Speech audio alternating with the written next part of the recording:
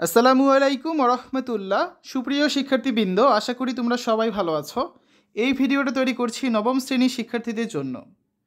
2025 সালে নবম শ্রেণীর পৌরনীতি ও নাগরিকতা এই বইটার একটা রিভিউ দেখবো আজকে আমরা। শিক্ষার্থীরা তোমরা জানো 2024 শিক্ষাবর্ষে নতুন কারিকুলামে অষ্টম এবং নবম শ্রেণীতে কিন্তু নতুন কিছু বই দেওয়া হয়েছিল।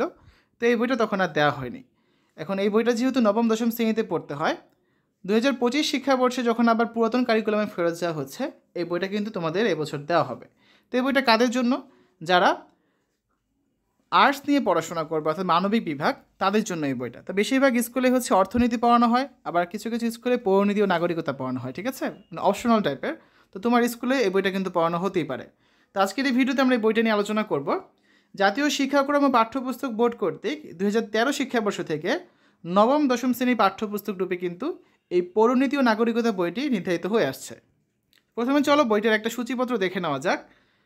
প্রথম অধ্যায় পৌরনীতি ও নাগরিকতা, দ্বিতীয় অধ্যায় নাগরিক ও নাগরিকতা, তৃতীয় অধ্যায় আইন, স্বাধীনতা ও সাম্য, চতুর্থ অধ্যায়ে রয়েছে রাষ্ট্র ও সরকার ব্যবস্থা, পঞ্চম অধ্যায় সংবিধান, ষষ্ঠ অধ্যায় বাংলাদেশের সরকার ব্যবস্থা, সপ্তম অধ্যায় গণতন্ত্রের রাজনৈতিক দল ও নির্বাচন, অষ্টম অধ্যায় বাংলাদেশের স্থানীয় সরকার ব্যবস্থা, নবম অধ্যায়ে রয়েছে নাগরিক সমস্যা ও আমাদের করণীয়, দশম অধ্যায় জাতীয় চেতনা ও স্বাধীন বাংলাদেশের অভ্যুদয়, এবং একাদশ অধ্যায়ে রয়েছে বাংলাদেশ ও আন্তর্জাতিক সংগঠন।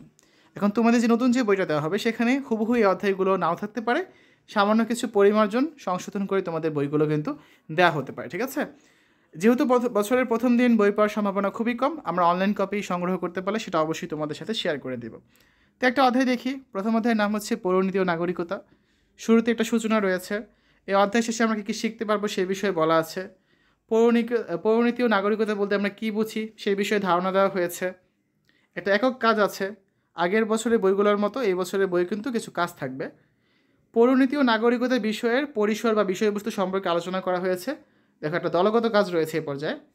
পরিবার সম্পর্কে বলা আছে, পরিবারের শ্রেণীবিভাগ দেওয়া আছে, এখানে কী কী ধরনের পরিবার হতে পারে। একটা ছক দেওয়া রয়েছে, ছকটা তোমাদের পূরণ করতে হবে।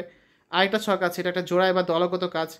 সমাজ বলতে আমরা কী বুঝি, তারপর সমাজ নিয়ে একটা কাজ দেওয়া আছে।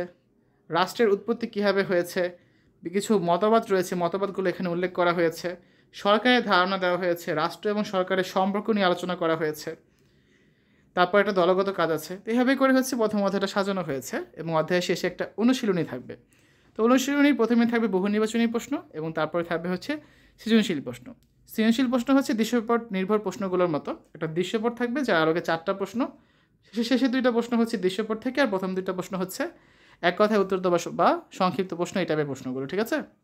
এভাবে করে সৃজনশীল এবং বহু নির্বাচনী প্রতিটা অধ্যায় শেষে দেওয়া রয়েছে। শিক্ষার্থীরা, আজকের এই ভিডিওতে আমরা নবম শ্রেণীর পৌরনীতি ও নাগরিকতা এই বইটা নিয়ে আলোচনা করেছি।